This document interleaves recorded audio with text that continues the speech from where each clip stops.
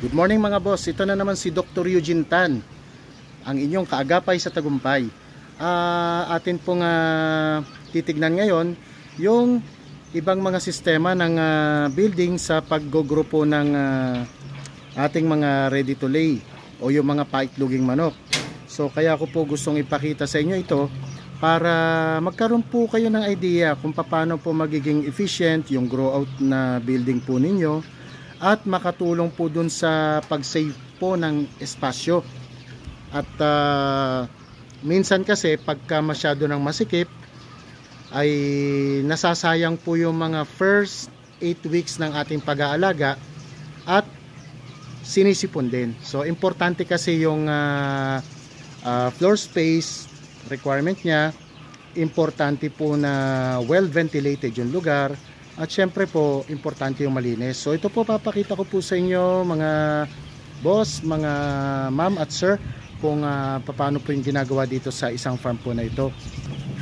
So dito po makikita po ninyo, ito po ay gawa po sa steel matting. At saka kita nyo citro na halos yan. Pero nilagyan nila ng, hindi ko lang alam anong tawag dito sa ganito. Pero plastic screen po ito na ginagamit sa kulungan ng mga manok. Tapos bukod sa steel matting at nilalagyan nila ng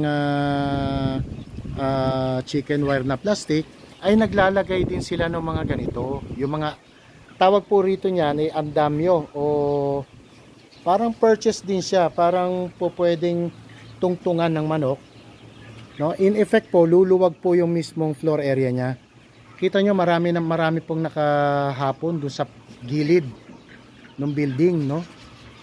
At makikita nyo rin po na kung ito po yung lalaki pa, ito yung nasa hindi po ako nagkamali, mga 9 weeks man lang ito, 8 or 9 weeks po ito na layer.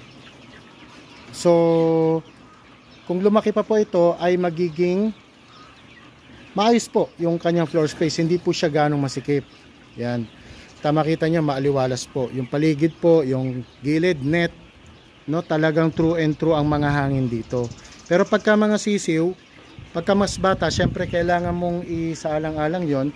Kailangan pagka ganito, no, lalo na sa mga matataas na building, make sure po na meron kayong palda sa ilalim o trapal dun sa baba, dun sa mga poste na yan. Maglalagay po kayo dyan para mabawasan po yung effect ng draft, yung hangin po mula sa ilalim at lilipad sa ibabaw ng manok, sa ibabaw ng building. So sasara ko lang to para walang makawala. So ayan, nakita nyo nakatungtong yung mga manok po dito sa gilid. So yung iba steel matting, nilalagyan lang ng net, then kahoy. Pero tingin ko dito steel matting is okay na hindi na kailangan lagyan ng mga kahoy para hindi maipon yung mga para hindi maipon yung mga dumi, no? Kasi pagka ganyan, pagka masyado namang may takip, syempre may ipunan din ng dumi.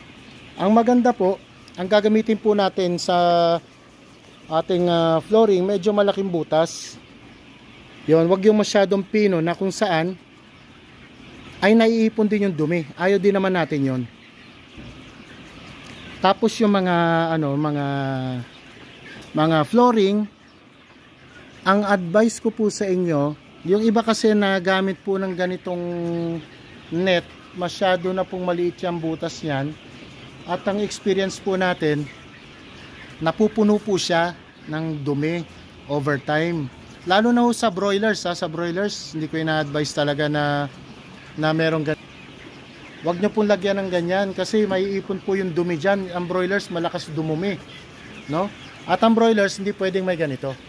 Yan. So ito applicable lang po ito sa mga layers, sa mga paitlogan, no, paitlugin na nasa grow out. Kung minsan medyo masikip, ang ginagawa po ay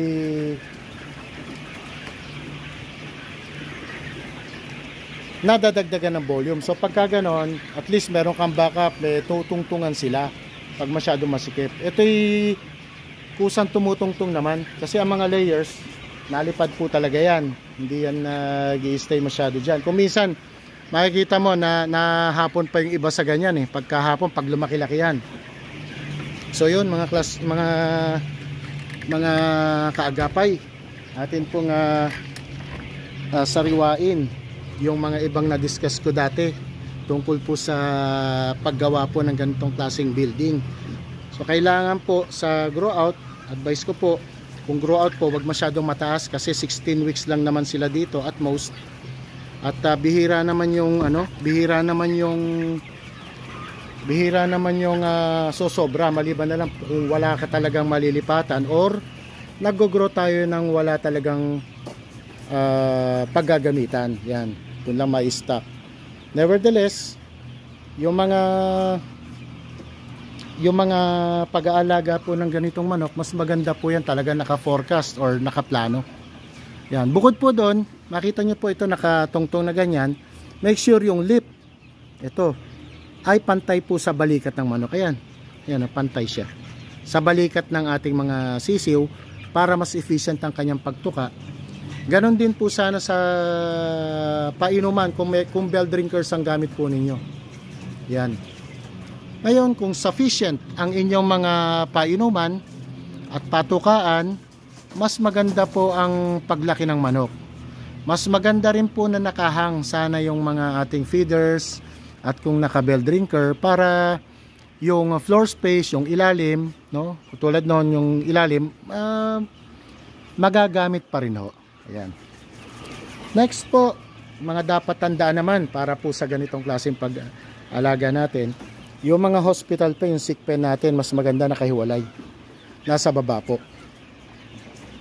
So yun mga sir, mga kaagapay, yung pagka meron naman tayong mga may hinihiwalay na mga may sakit, wag din natin agad-agad ibabalik. I-evaluate muna natin anong klaseng sakit yung tumama, kasi meron mga sakit po na pag tumatama po ay nagiging nagsished po or nagiging carrier po sila.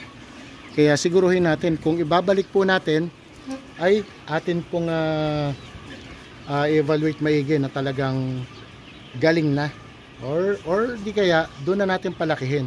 Yung sick pen or hospital pen ay ang intended po yung para gumaling ang ating mga alaga, hindi po para tambakan na may sakit at hayaang mamatay, hindi po ganun yun.